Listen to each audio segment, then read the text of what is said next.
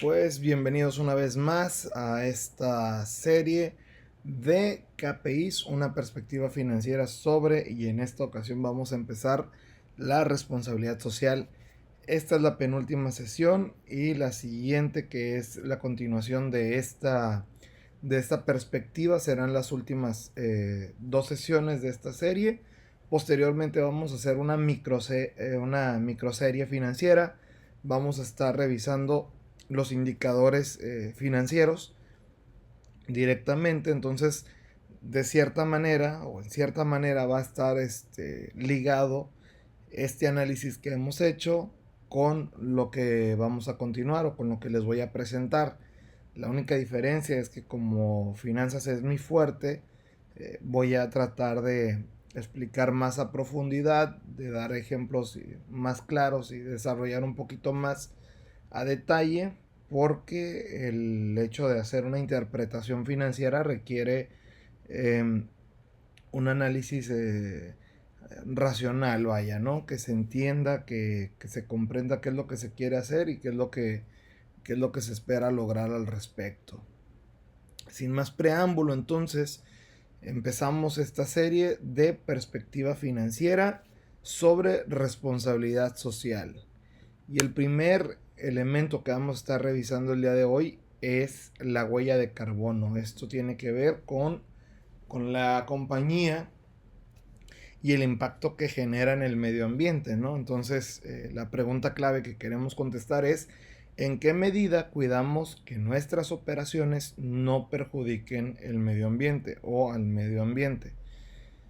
Esto es huella de carbono, y la importancia tiene que ver con que la mayoría de la gente cree que el cambio climático es el reto más importante que enfrentamos. De hecho, todas las organizaciones tienen la responsabilidad compartida para frenar este cambio, ¿no? Hay quienes, diría la racita, son negacionistas, o sea, creen que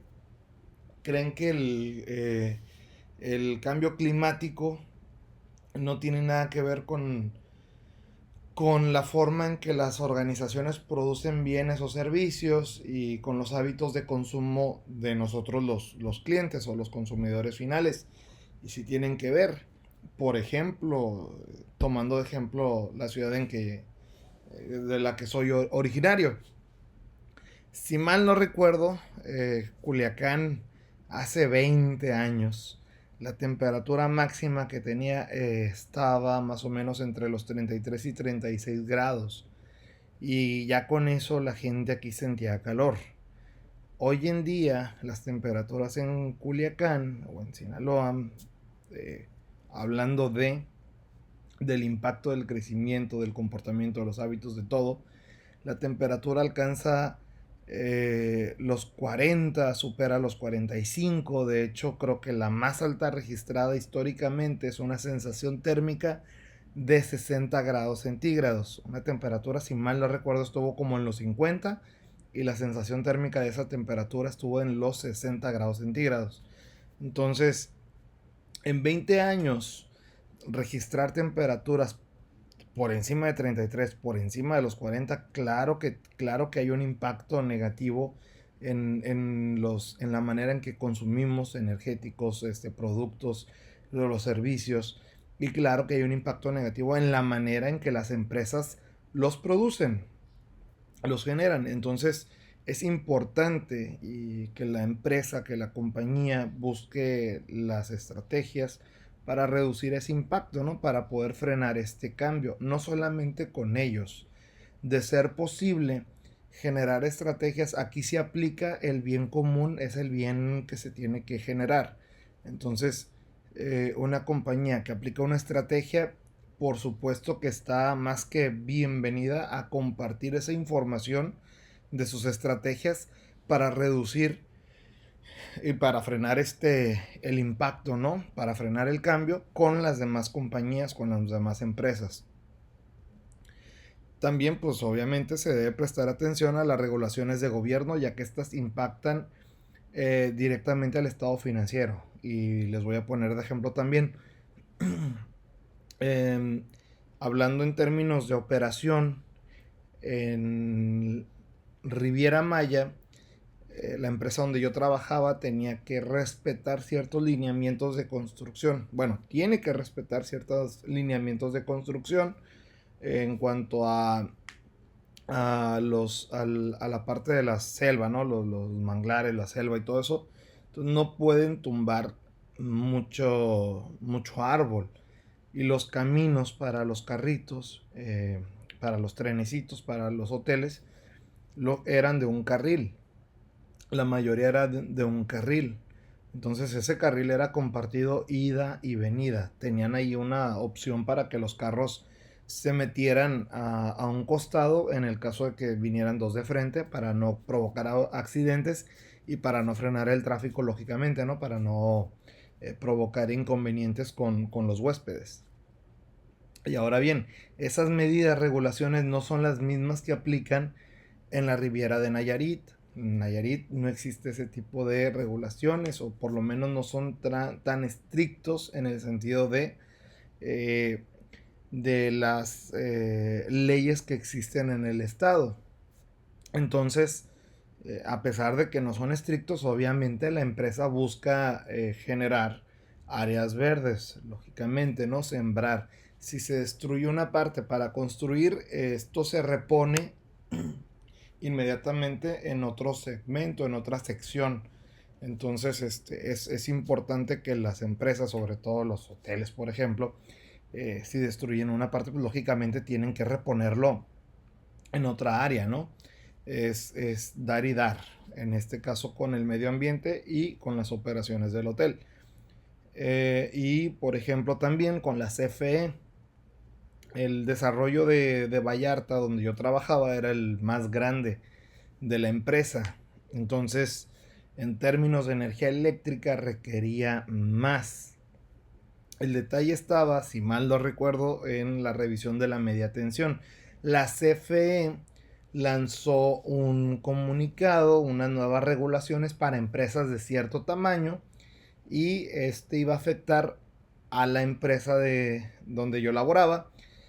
Entonces, lo que tenían que hacer era una evaluación de ver la cantidad demandada de energía eléctrica de kilowatts, este, para abastecer los hoteles, y además para no afectar en algún caso de sobrecalentamiento, en algún caso de un corto o algo, no afectar la electricidad, porque ahí sí que al ser tan grande el desarrollo le afectaba completamente al municipio, pues prácticamente entero, ¿no? Porque aparte están chiquitos y todos conectados ahí. Entonces, y se tenía que aplicar o desarrollar un proyecto de transformadores para poder distribuir las cargas, y que en caso de que hubiera algún tipo de percance, pues esto no afectara la energía eléctrica del municipio como tal, ¿no? De la ciudad como tal, sino que solamente afectara una sección inclusive del hotel, pues no todo el hotel completo. Y por el contrario, si eso no se desarrollaba, bueno, pues la multa iba a estar, eh, pues ahora sí que dirían cara, bastante cara. Digamos que, por ejemplo, ¿no? Si el proyecto costaba 1 millón, la multa iba a ser 5 veces más. Entonces, 5 millones. Si el proyecto costaba 2, la multa iba a ser de 10. Si el proyecto costaba 3, la multa iba a ser de 15, y así sucesivamente. Entonces el proyecto, pues lógicamente el costo-beneficio iba a ser mejor que la multa en caso de algún tipo de percance. Por eso es importante que las empresas vean también las regulaciones del gobierno, y vean lógicamente pues la manera en que pueden no afectar el medio ambiente con estas operaciones. La recolección de la información pues es sencilla. La huella se mide por cantidad de gases de invernadero en toneladas. Y una persona, por ejemplo, que fue la información que estuvimos investigando y recolectando, pues en promedio produce entre 15 y 20 toneladas de CO2 al año. Hay personas que producen menos. De hecho, si te interesa, puedes medir tu impacto, tu huella de carbón en el siguiente sitio, que es carbonfootprint.com. En este sitio puedes evaluar qué tanto afectas al medio ambiente con tu comportamiento. Y de hecho puedes ver también entre los resultados cuántos planetas Tierra necesitan si toda la gente fuera como tú. Eso es para reflexionar, obviamente, ¿no? Y las empresas, pues lógicamente como un ente, como una persona o un ente más grande, pues deben de analizar el impacto que ellas generan al medio ambiente y buscar estrategias o generar estrategias, innovaciones, cualquier cosa para frenar ese impacto que ellos generan y año con año ir reduciendo esas emisiones de carbono. Conclusiones en este aspecto, pues la frecuencia. Este análisis se hace de manera anual y se tiene que hacer conforme a las normas oficiales o a los estándares como la ISO 14000. La ISO 14000 y las series de la ISO 14000, en este caso la serie 14064, es la que aplica para la huella de carbón. Con esa documentación la empresa puede dar un seguimiento oportuno año con año para ver qué tanto han funcionado las estrategias para disminuir sus emisiones. La fuente de la información y el costo de la información, bueno, en cuanto a la fuente, pues es la documentación propia de la empresa y el gasto de los productos químicos, o sea, la parte del estado financiero.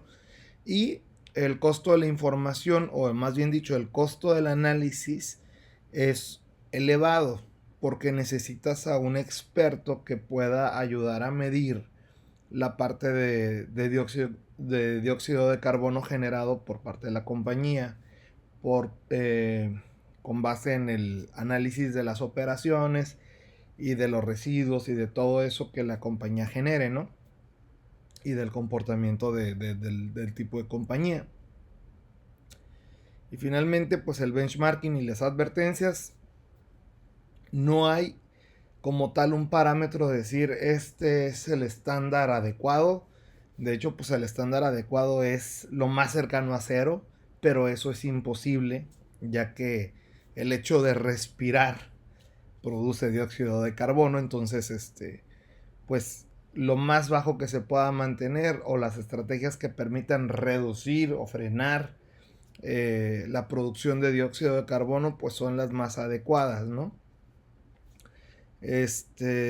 Otra cosa, pues las empresas directamente pueden eh, presumir sus resultados, decir, sabes que yo implementé estas estrategias y reduje en un 20% o estoy dentro de los niveles aceptables para que el impacto no sea tan pronunciado en los próximos años, qué sé yo, ¿no? Y finalmente, pues las empresas no solo deben de medir el impacto en el ambiente, tal como lo dije antes, sino que deben generar estrategias e intervenciones en la zona en la que opera para poder reducir o para frenar los gases generados o los gases que generan. El siguiente indicador es muy similar, pero esta es la huella hídrica. Bueno, la anterior pues es la huella de carbono, tiene que ver con un análisis global de contaminación. Esta es un poquito más enfocada en el agua, lógicamente, ¿no? Por su nombre. Y la pregunta clave pues es idéntica a la anterior. Dice, en qué medida cuidamos que nuestras operaciones no perjudiquen el medio ambiente o no perjudiquen el agua? ¿Y por qué es importante? Porque el agua es uno de los recursos renovables que no da abasto. Es decir, la demanda de agua supera la oferta de agua. Y recordemos que aunque el planeta está lleno de agua, no toda sirve para tomar, no toda se puede potabilizar, no toda sirve para el organismo. Los productos o servicios que consumimos o que producimos pueden requerir al menos de una pequeña cantidad de agua. Y digo al menos de una pequeña cantidad porque, pues, lógicamente, según lo que estés produciendo, si son alimentos, si es leche o si es un servicio de spa o qué sé yo, ¿no? Albercas, parques acuáticos, todo eso, lógicamente necesitas agua. eh, para ofrecer el servicio, si es un componente de un vehículo, si son piezas de carro, si son componentes eléctricos o cables, cosas de ese estilo, probablemente no necesites tanta agua, pero pues sí vas a necesitar un poquito para antes de empezar el armado, para limpiar las piezas, qué sé yo, ¿no? Entonces, todos los productos o servicios que se producen requieren al menos una pequeña cantidad de agua. Y bueno, la huella hídrica tiene tres componentes. La huella hídrica verde, que se refiere al consumo de recursos hídricos como el agua de la lluvia que se almacena en el suelo, o aprovechar el agua de la lluvia, los sistemas de riego pluviales, lógicamente que aprovechan cuando llueve para que se rieguen los sembradíos y no utilizan el agua del canal. Eso es muy bueno para las siembras. La huella hídrica azul, que se refiere al consumo de recursos hídricos como las aguas superficiales y subterráneas. Y finalmente la huella hídrica gris, que se refiere a la contaminación y se define como el volumen de agua dulce que se requiere para asimilar la carga contaminante según los estándares de calidad del agua ambiental existentes. Por decir un ejemplo, cuando tú metes a lavar la ropa y le echas detergente, bueno, pues qué tanta agua necesitas para que ese detergente se disuelva por completo, ¿no? Es como agarrar una cucharada, una cucharadita de azúcar en un vaso con agua, lo bates, lo licúas, pero conforme tú le vas echando más azúcar, te vas a dar cuenta que no toda se va a disolver en el agua. Eso quiere decir que necesitas una cantidad de agua mayor para poder deshacer esas moléculas de azúcar.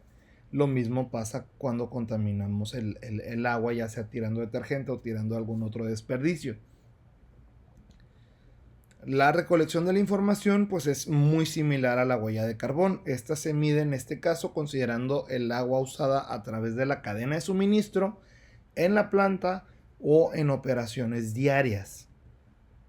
Y para tener mayor información, pues se recomienda visitar este sitio que es waterfootprint.org, diagonal en diagonal. Este es el sitio donde puedes obtener mayor información y también puedes obtener capacitación para poder medir los niveles de contaminación en el agua. Porque vamos a ver lo siguiente, la frecuencia de análisis, esta debe ser continua. No puedes no analizar el consumo de agua que necesitas en planta o para las operaciones diarias. Por ejemplo, nuevamente, donde yo trabajaba, pues era un hotel. Obviamente todos los días tenían que medir el agua de entrada y el agua de salida para poderlo tratar. Obviamente la compañía tiene una planta tratadora de aguas, ¿no? Entonces, bueno, no obviamente, pero afortunadamente, mejor dicho, afortunadamente la empresa cuenta con una planta tratadora de agua, entonces no toda el agua que se contamine pues se echa a perder por completo, se trata y vuelve a reutilizarse. Es la ventaja de las empresas, ¿no? Que tienen esa capacidad para implementar plantas tratadoras de aguas residuales o mejor conocidas como PETAR.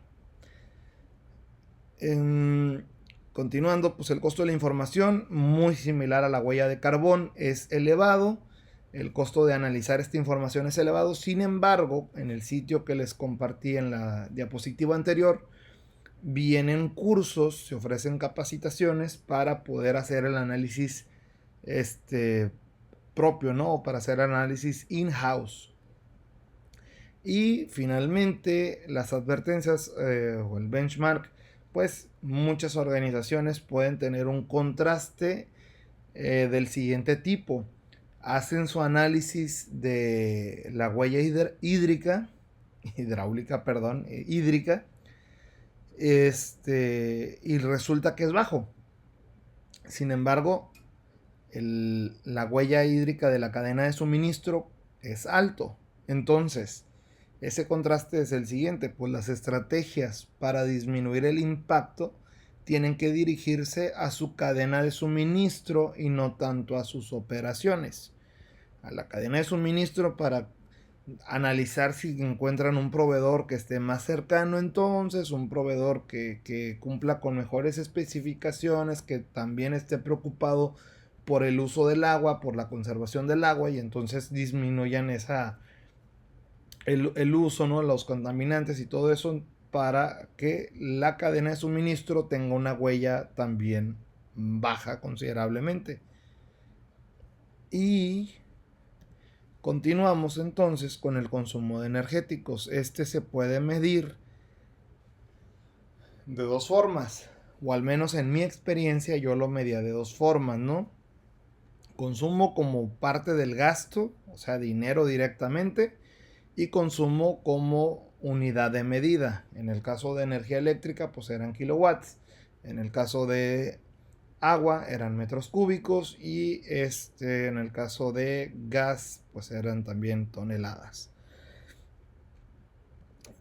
Importancia, muy parecido a la anterior. La demanda energética crece día con día, mientras que la oferta disminuye. Es decir, la cantidad de energéticos disponibles no es suficiente para la cantidad requerida para las operaciones.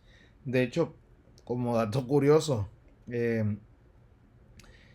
no sé si en otras ciudades pase de manera similar, pero por ejemplo en Vallarta, cuando yo estuve viviendo en Vallarta, las empresas que te suministran el gas se pelean por no suministrarte el gas, porque los hoteles son sus clientes principales. Entonces el gas prefieren vendérselo a un hotel que vendértelo a ti. Y tú programas el gas allá y tardan hasta una semana a lo mejor en llevártelo, o 2, 3 días, no sé. Eh, y así, bueno, y así sucede en Vallarta, ¿no? Se pelean por no suministrarte el gas, porque prefieren que lo pague un hotel, quizás con un mejor precio, qué sé yo, ¿no? Pero, o más bien dicho, con un mayor volumen.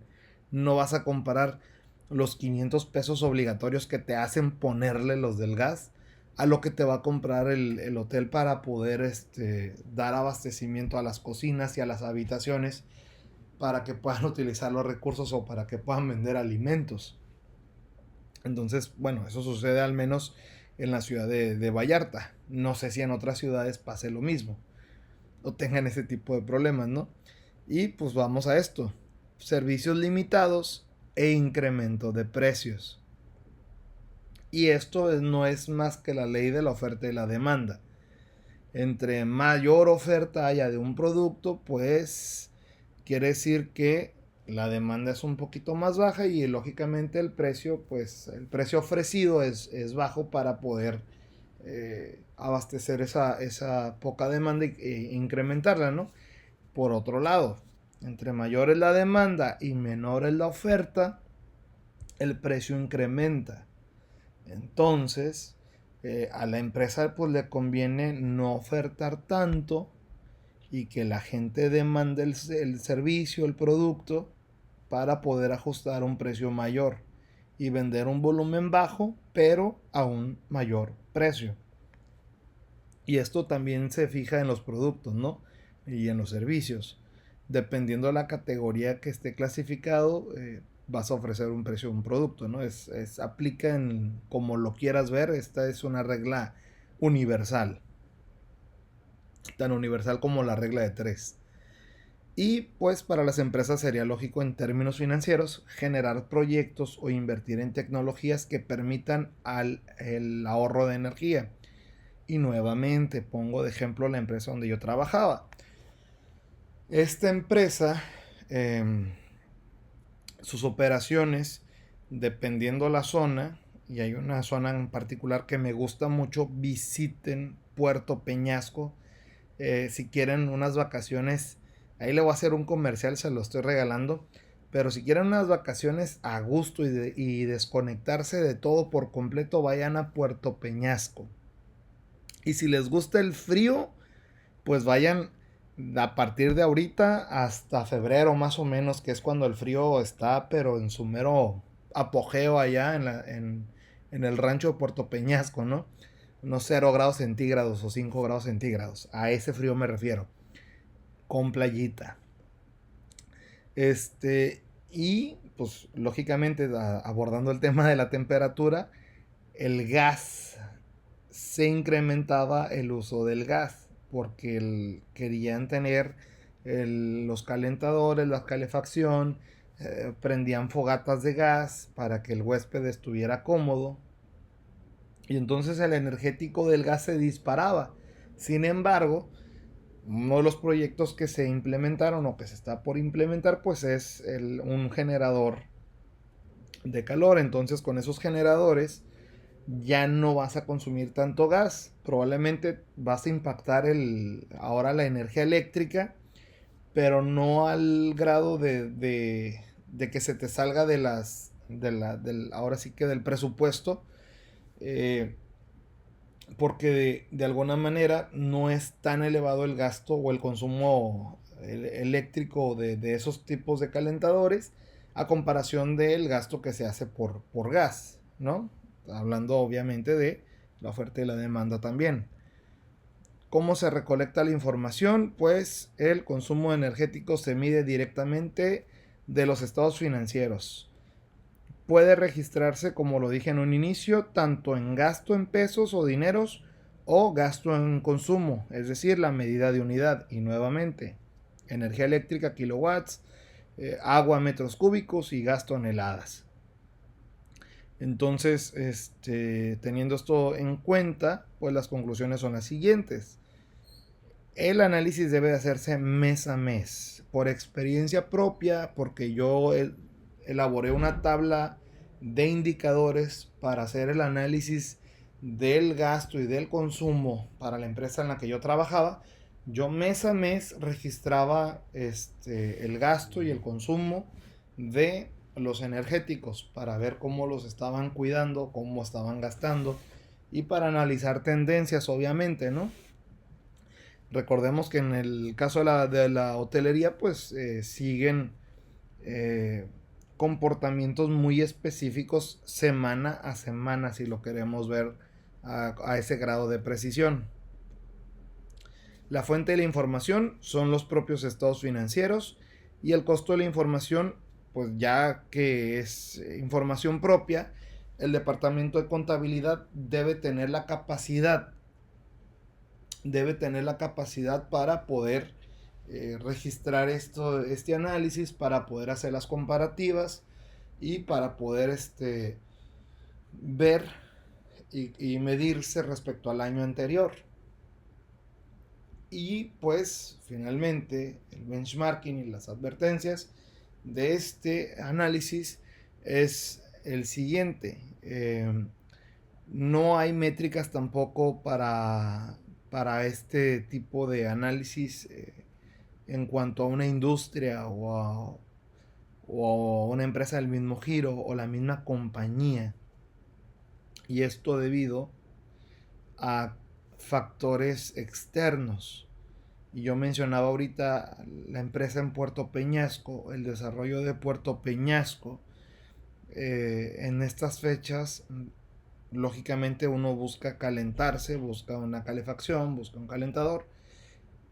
Pero en estas mismas fechas en Riviera Maya, pues la gente quiere frío, ¿no? Porque no baja la temperatura, está a gusto, está a 30 grados a lo mejor, 25 tal vez, y lloviendo. Entonces no baja mucho la temperatura, entonces tiene que ver con la localización geográfica, con el tipo del medio ambiente en el que está ubicada las operaciones de la empresa.